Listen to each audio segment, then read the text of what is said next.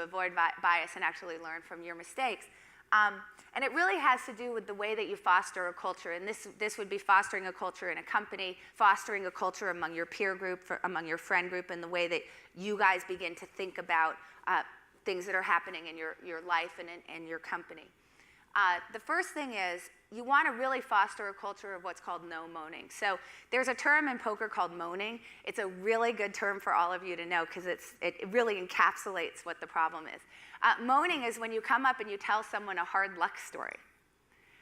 So in poker, usually people come up to me all the time and they want to tell me poker stories. They're usually not asking a question. They're usually saying something like, I had aces, and I can finish the story from there. I don't need to hear the rest. And you lost would be the rest of the story. I'll very often ask them, so I've had situations, for example, where someone comes up to me and they say, oh, I had a 6-7 of hearts, a 6 and a 7 of hearts, and I made a flush and I lost. And that seems to be the end of their story. And then I say to them, well, can I ask you a question? Why were you playing that hand? And they go, that's not the point of my story. That's not why I'm telling you the story. And I think, well, okay. I mean, I've done pretty well in poker. I consider myself a pretty good poker player. And I just asked you a question. Maybe there was a point to my question.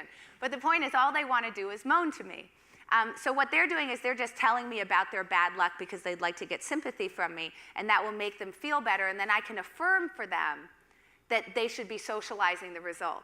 If I can now affirm for them that, yes, this was hard luck and it's so horrible, then they don't have to update their self-image negatively if I can make them, if I can agree with them that that's a result that should be socialized. So the first thing you want to do is always foster a culture of no moaning. So if someone comes up to you and ever tells you a story where it's clear that they're just telling you about bad luck, the response should be, is there something to learn from this? Is there a point to why you're telling me this?